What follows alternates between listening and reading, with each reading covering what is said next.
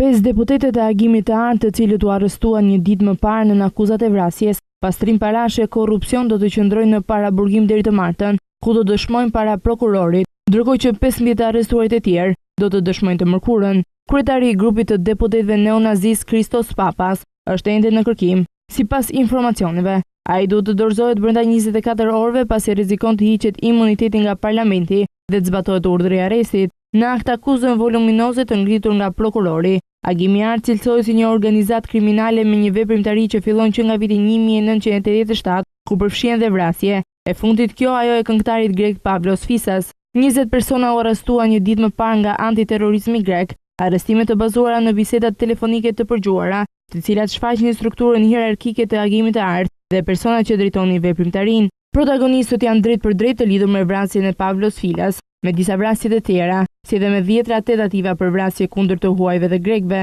ndërkohë që operacioni vazhdon për zbatimin e të gjitha urdhër arresteve të lëshuara nga prokurori i Gjykatës Supreme. Një ditë më parë, edhe pse me pranga në duar e të shoqëruara nga policia në gjykatë, 5 deputetët neonazistë të agimit të artë vijuan të kërcënonin e të bërtisnin.